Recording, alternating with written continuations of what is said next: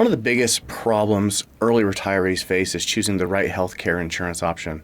Over the past decade, working with early retirees, I've seen how easy it can be for people to feel lost and confused when it comes to managing their healthcare insurance. That's exactly why we're making this video today, to give you some key questions to help you choose the best early retirement healthcare option. We'll break down the key principles to help you find the best early retirement healthcare option, regardless of your situation. So let's get right into it.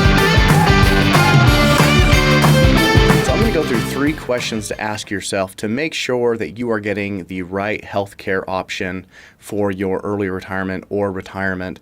And really what this will help you do is kind of narrow down to where you ought to be looking and the types of plans you should be looking into as you are preparing for retirement. After I go through those 3 steps and talk about those different healthcare options, I also want to talk about in this video about health savings accounts in retirement. There's some special rules for HSAs, and depending on whether you are older than 65 and using Medicare, or you are not and you are younger and retired, there's some special rules that apply once you are retired. And I'm going to go through in detail about making contributions to those after you're done working, as well as different ways that you can take money out of those accounts in tax-free or at least tax-preferenced ways. Jumping right into it, the first question that you need to ask yourself when it comes to healthcare is whether or not you, or if you're married, your spouse, are entitled to some healthcare benefit through your employer. This is not very common, but I bring it up because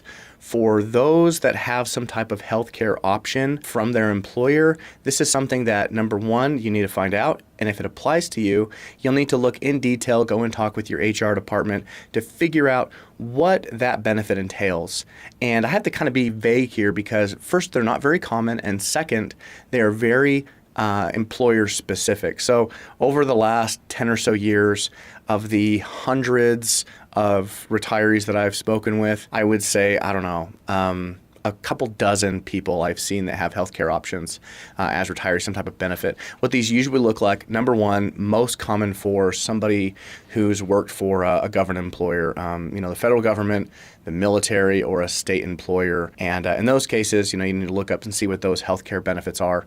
In some other cases, I've worked with some retirees who worked for large companies and they started working a long, long time ago, and they were grandfathered into some old retirement healthcare benefits that are no longer, available to, current employees or younger people from those same employers.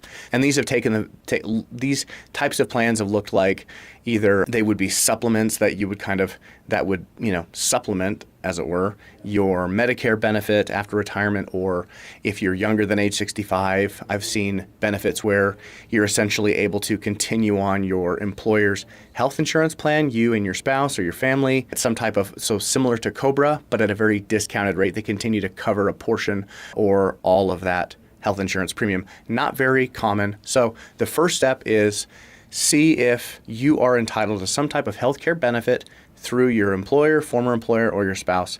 And if that's the case, go and talk with the HR department, your benefits, person with your work to see what that benefit entails. Okay.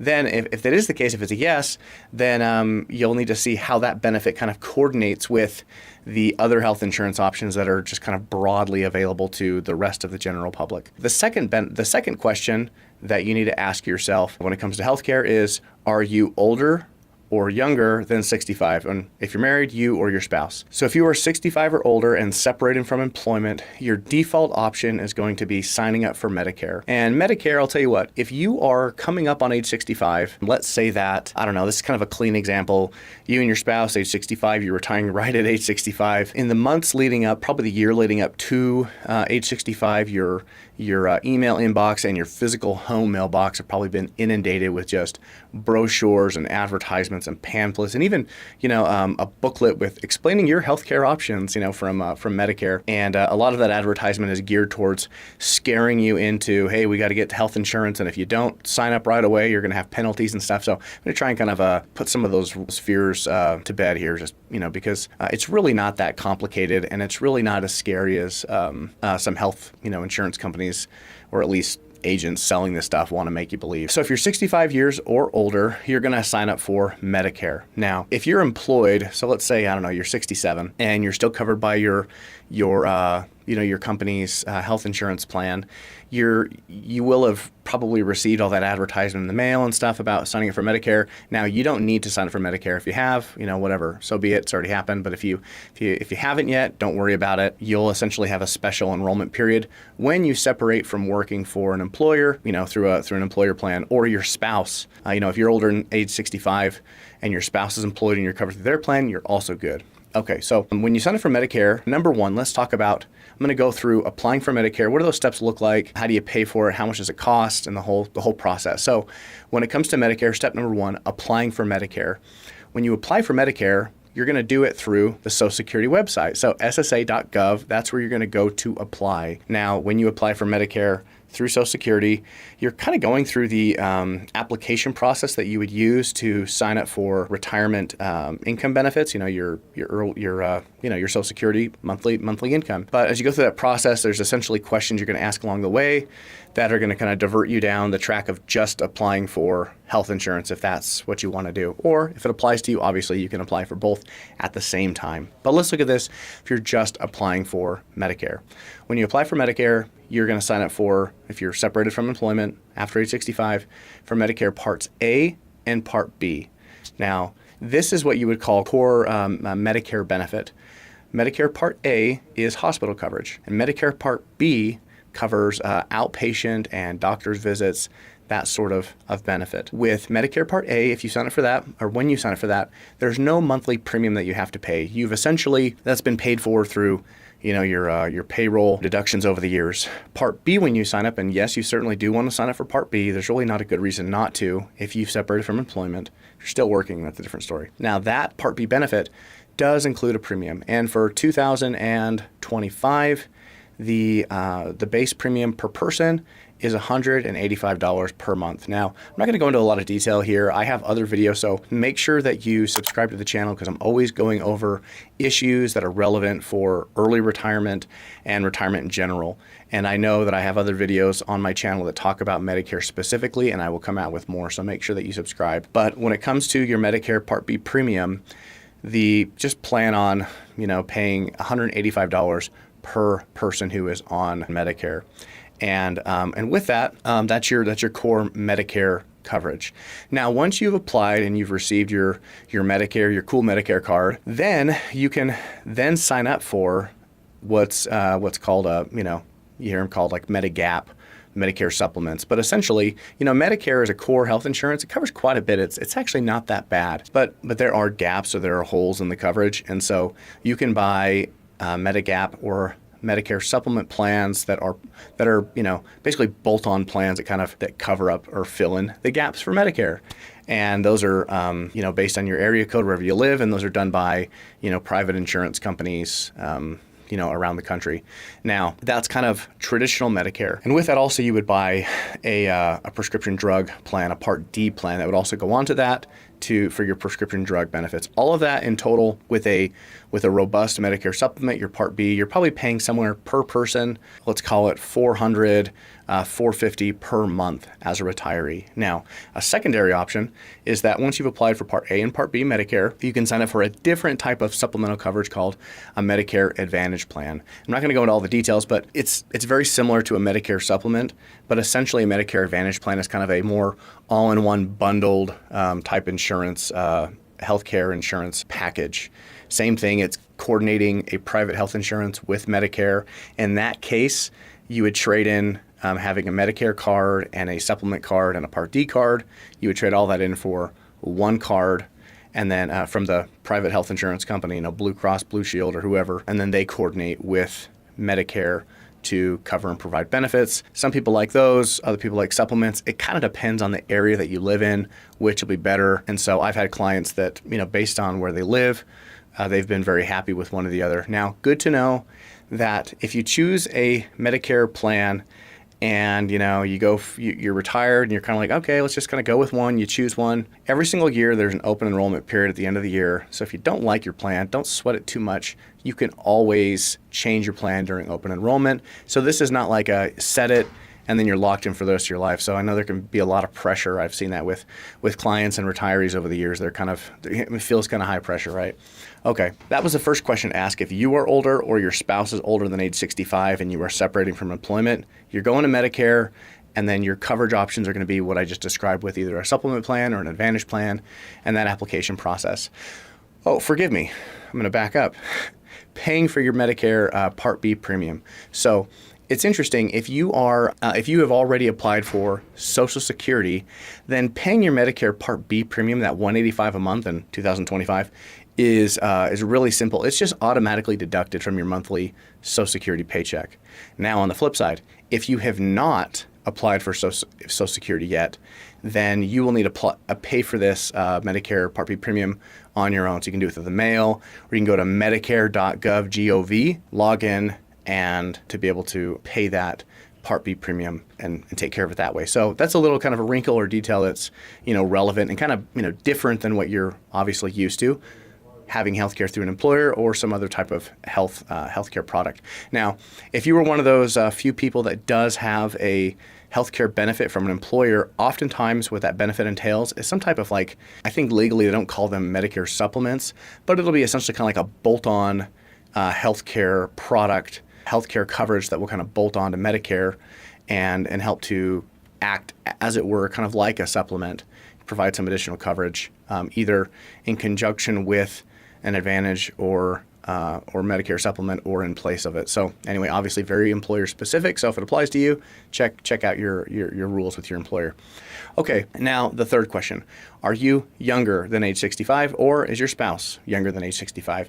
And if that's the case, the first thing that you could do, especially if, we could talk about COBRA coverage. And COBRA coverage is essentially extending your employer coverage into in this period of when you're not working. COBRA coverage, I would say, is best designed for somebody who's not retiring, but is essentially, unemployed for a period of time and will be going back into the workforce.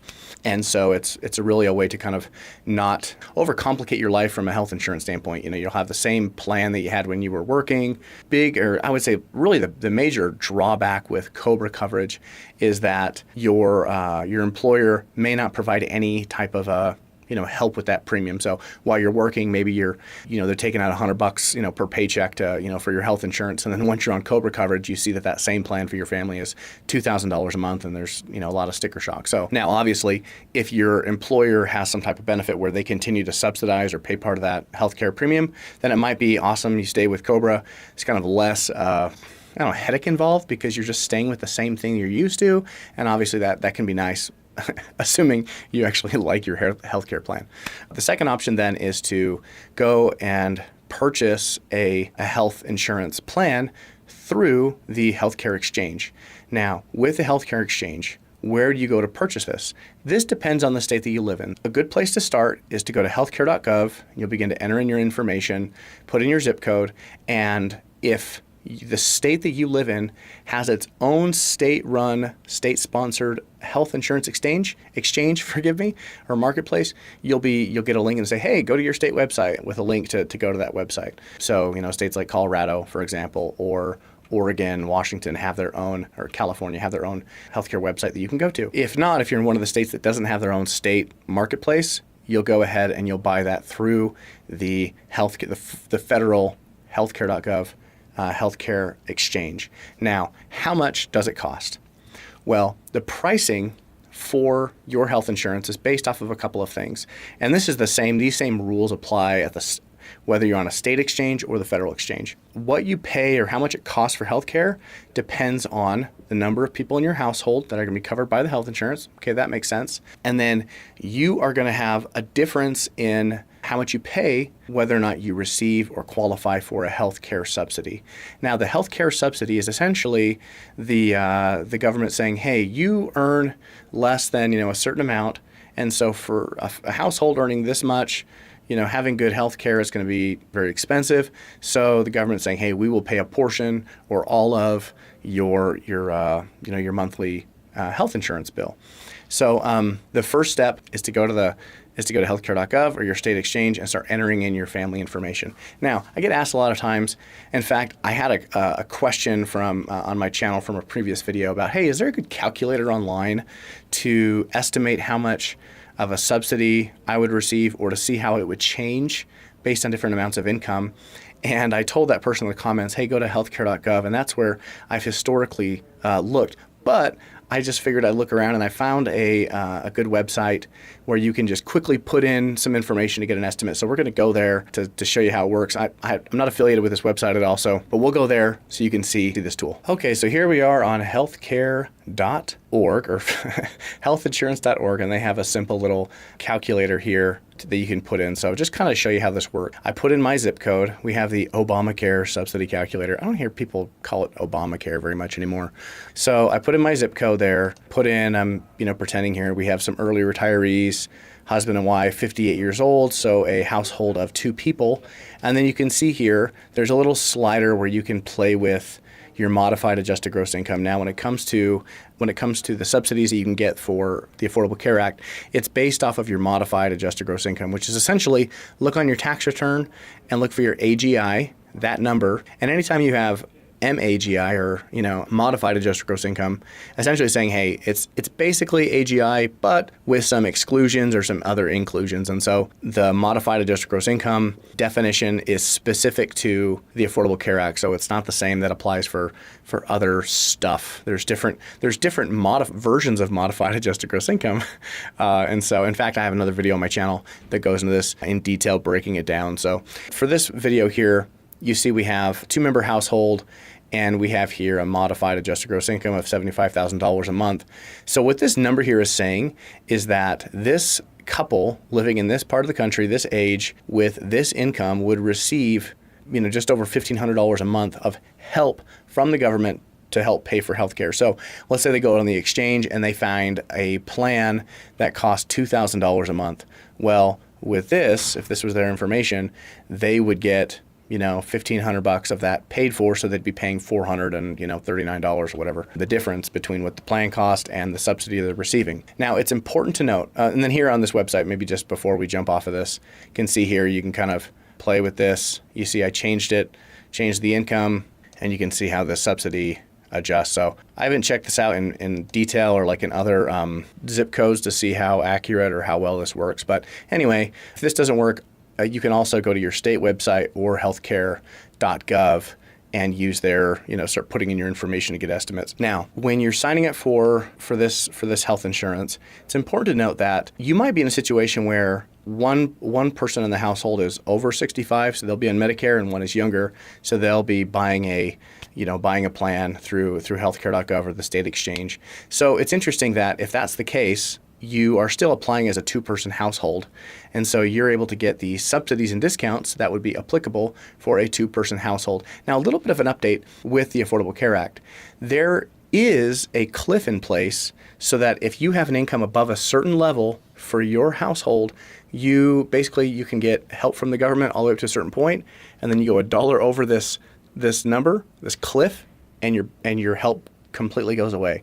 Now, that health insurance cliff was suspended through some legislation that happened during COVID, basically from 2021 through 2025. So I'm recording this video in 2024. It's applicable for this year and for next year. That cliff does not apply. So you can actually have, basically what this means in practice is that you can actually have higher levels of income, and before essentially you're cut off from getting help with your health insurance premiums. Starting in 2026, assuming that this little benefit is not updated or extended or whatever, if it goes back to the way it was previously, starting in 2026, that cliff will return, and what it looks like is 4 times the federal poverty line for your household. So you take your household, number of people on your plan, and there's a certain number, the federal poverty line. You take that number times 4, and for that income, if you go above it, no help in your subsidy.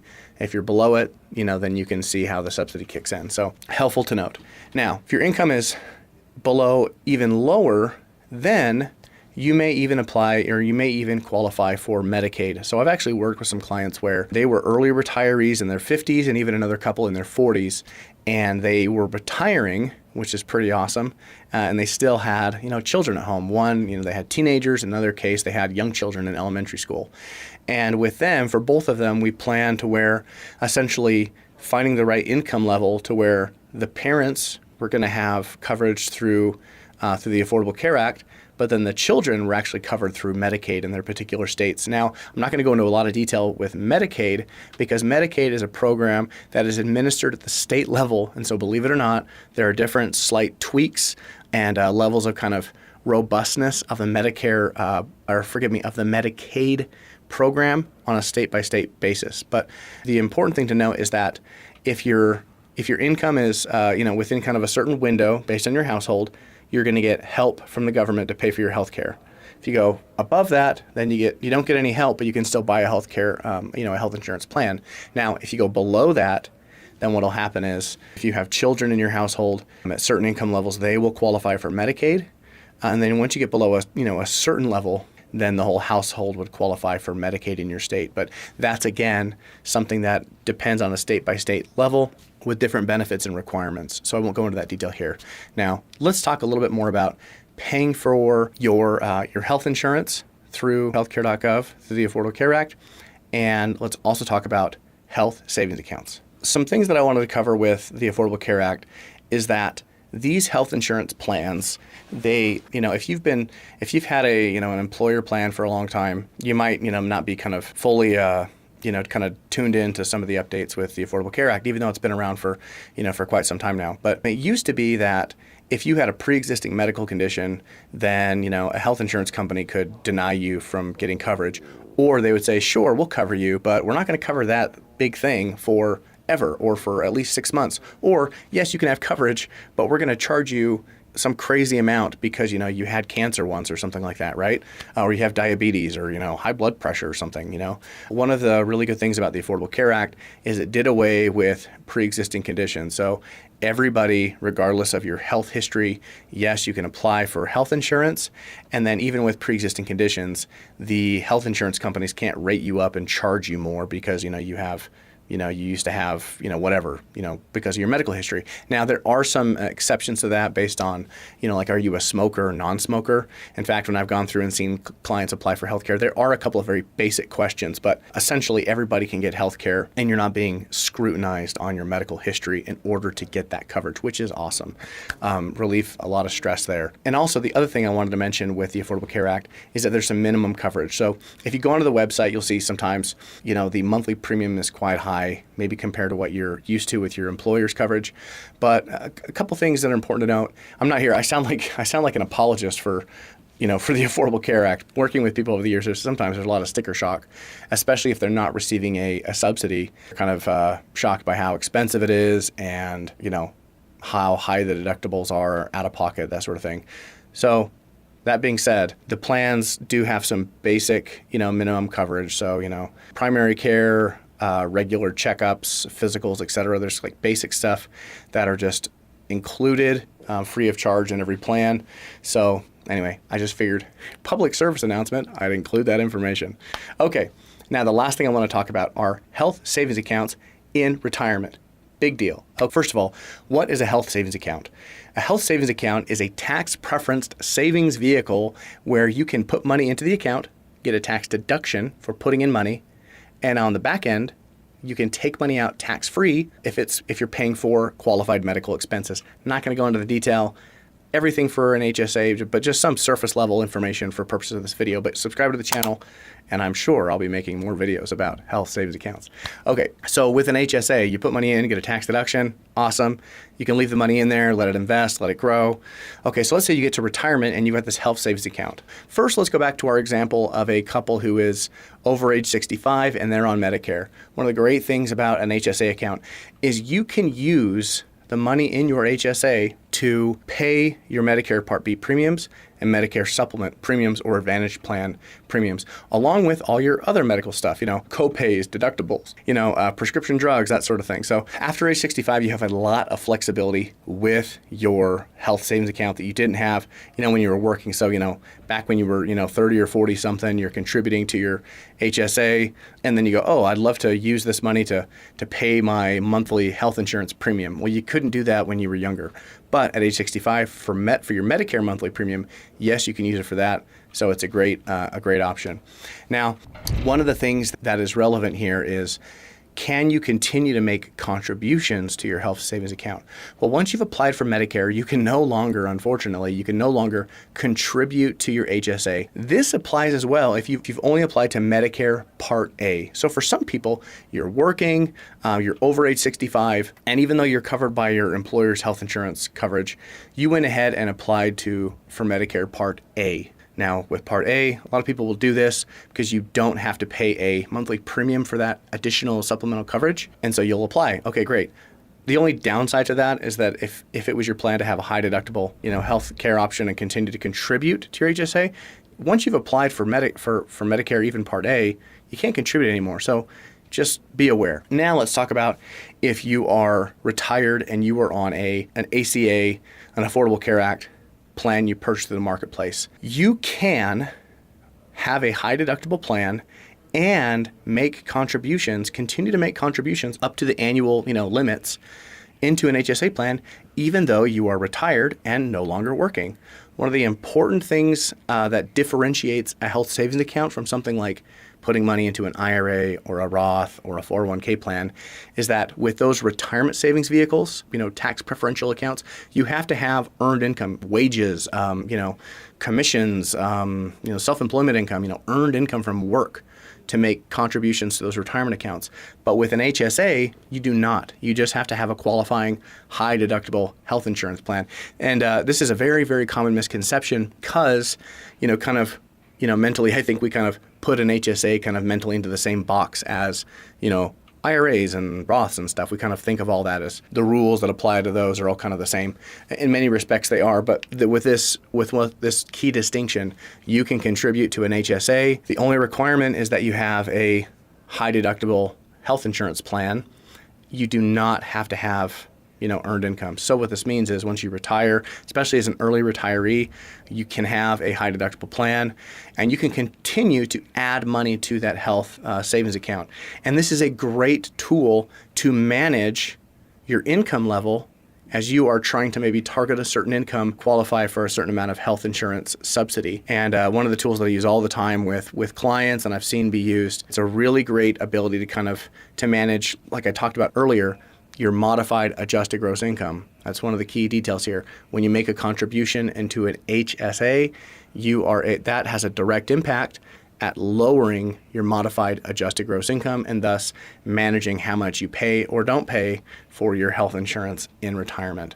So key important detail with a health savings account. And just maybe one last thing, with an HSA account, if it grows and gets really large and you're paying for your Medicare Part B premiums and other healthcare options, deep into retirement, one other way you can take money out of that tax-free is to pay for long-term care expenses, long-term care health insurance premiums, and for medical expenses associated with long-term care. And at a minimum, after age 65, you can take money out of an HSA for whatever expense that you want, but you don't have to pay the penalty. You'll just have to pay taxes. It ends up being, tax as ordinary income. But, especially as you go through retirement, there's lots of, you're going to go get, some treatment or procedure or whatever, and you just want to make sure you're using that HSA, getting money out to cover those expenses instead of using your money from your investment portfolio or using your Social Security or pension income. So hopefully this is all very helpful for you. And through this 1, 2, 3 step questions and information about HSA, you're going to be a lot better prepared and understand how healthcare works when you're in retirement. Now that you know the key questions to evaluate your early retirement healthcare options, you need to understand one thing. These healthcare decision points are just the beginning of protecting your retirement plan from long-term risks. The truth is, we meet with early retirees every single week who thought they had their retirement figured out, only to discover gaps in their plan that could drain their retirement savings. If you need more help understanding whether you are on track to retire on time, click the link below and take our free quiz. And we will see you in the next one.